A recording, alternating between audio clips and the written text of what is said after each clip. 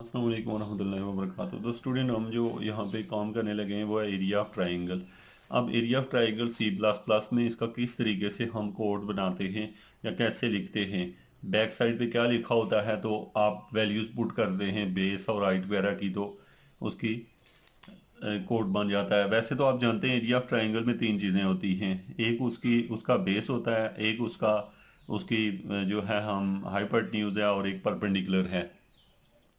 अब area of triangle का जो फार्मूला होता है हमारे पास वो होता है बेसिकली जो होता है वो है base multiply by height, base height और डिवाइड बाई टू, ये उसका असल फार्मूला होता है।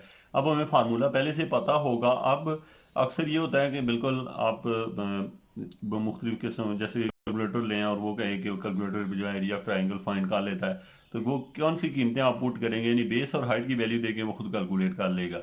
लेकिन आपको एरिया ऑफ ट्राइंगल का फार्मूला नहीं भी आता, फिर भी आप जस्ट वैल्यू रखते हैं तो रिजल्ट दे देता है, क्योंकि प्रोग्रामर ने पहले से उसका फार्मूला बना चुका होता है। तो वही फार्मूला आप देखने जा रहे हैं कि इसको कैसे लिखा जाता है इन सी प्लस प्लस। तो सबसे पहले आप लिखते हैं ऐश डालते हैं, फिर उसके बाद इंक्लूड लिखते हैं, include input output stream,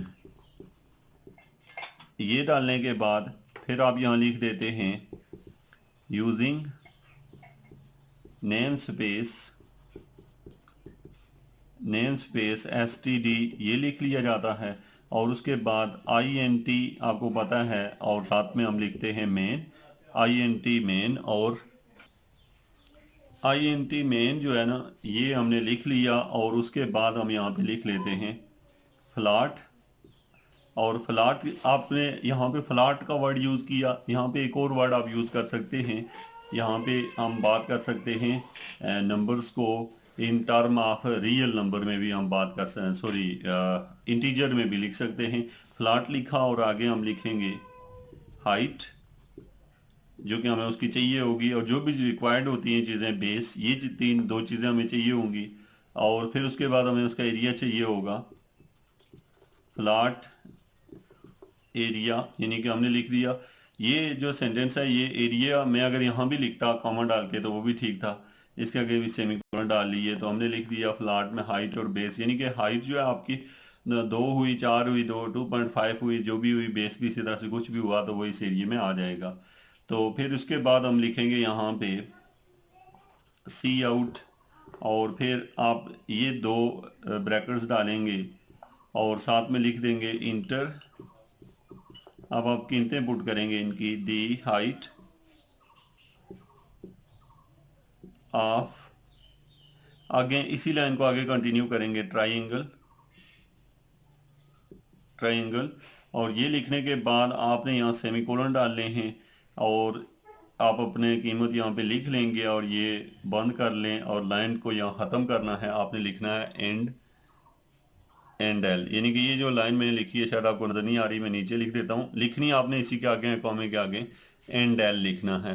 and L का मतलब होता है एंड लाइन, ये आखिर पे लिखना है और फिर सेमीकोलन डाल देने हैं, ठीक है। इसके बाद आपने जो ही आप इस ये सेंटेंस लिखें, ये जो लिखा हुआ है enter the height of triangle, आपको आपको स्क्रीन पे दिखाई दे रहा होगा, लिखा होगा enter the height of triangle. आप जो ही हाइट ऑफ ट्राइंगल पुट करेंगे, मतलब आपने जस्ट वैल्यू देनी है, 2.5 है या 5 है 6 है, जो भी है वो लिखेंगे। तो वो क्या होगी, अब आपने जस्ट इसको उसके उसके अंदर क्या किया है, पुट किया है। तो अब जो ही इसको पुट करेंगे तो आपका जो आंसर होगा वो कहीं सेव करेगा, और किस में सेव करेगा, आगे हम लिख देंगे सी इन, और सी इन लिख के फिर हम आगे लिख देंगे हाइट। ये लाइन क्यों लिखी है सी इन हाइट, इसलिए वो सी इन करके, यानी कि उसे सी प्लस प्लस के अंदर स्टोर कर लेगा, और किसके अंदर स्टोर कर लेगा, हाइट के अंदर। तो यानी ये सारा प्रोग्राम आपको आपने खुद लिखा हुआ है, लेकिन जब आप कोई प्रोग्राम बनाते हैं, कोई कंप्यूटर बनाते हैं, कोई सॉफ्टवेयर बनाते हैं, तो उसमें आपको इनमें से कुछ भी नहीं दिखाई देगा। जो ही एक यूज़र जो है उसको ओपन करेगा तो सबसे पहले लिखा हुआ आएगा enter the height of triangle, तो आप वो यूज़र जो है लिख देगा हाइट, और वो खुद ही इस फार्मूले से उसको अपने अंदर हिफ्स कर लेगा, याद कर लेगा।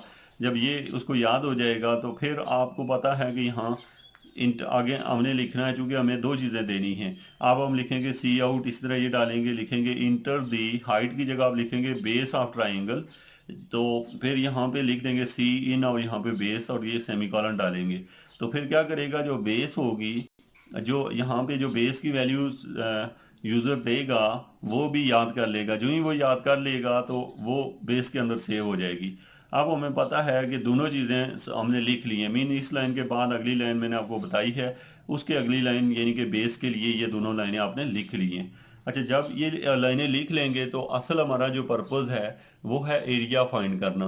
तो इसके लिए एरिया का फार्मूला आप यूज़ करेंगे, यानी कि उसको एरिया का फार्मूला बताएंगे हम लोग, यानी इससे आगे लिखना है। इसी लाइन से ऊपर जो है ना ये सारी चीज़ें लिखी रहेंगी। आगे जाके तो इसके बाद आप लिखेंगे कि area area equal to base multiply by, multiply को इस तरह स्टार सा डाला करते हैं तो वो मल्टीप्लाई समझ लेता है, क्योंकि कैलकुलेटर कंप्यूटर उसके कीबोर्ड के ऊपर जो स्टार है उसके मीनिंग हम मल्टीप्लिकेशन लेते हैं। और उसके साथ हाइट और डिवाइड बाई 2 याद रखें।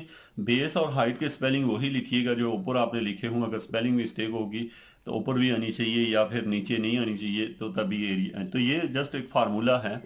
अब क्या होगा कि ये फार्मूला तो उसको पता है, अब हमें ने ये फार्मूला खुद कैलकुलेट हो जाएगा, लेकिन होने के बाद आपको स्क्रीन के ऊपर दिखाई नहीं देगा, यानी कि इसका आंसर आपको दिखाई नहीं देगा। अब आंसर को देखने के लिए ये लिखेंगे आप, क्योंकि सी आउट कमांड होती है इसीलिए है सी आउट, और फिर ये सेमीकोलन डालेंगे आप लोग और उसके बाद यहाँ पे लिख देंगे क्या देखना चाहते हैं आप, the area of triangle is, the area of triangle is, और यानी कि एरिया ऑफ ट्राइंगल ये लिखेंगे और इसके बाद आपने यहाँ सेमीकोलन। तो ये जो चीज़ है इसके बाद सेमीकोलन लाजमी डालेंगे। ये कमेंट है, सॉरी ये इसको हम करेक्टर कहते होते हैं, ये करेक्टर है। और करेक्टर जो होता है स्क्रीन पे टू द पॉइंट लिखा हुआ आता है।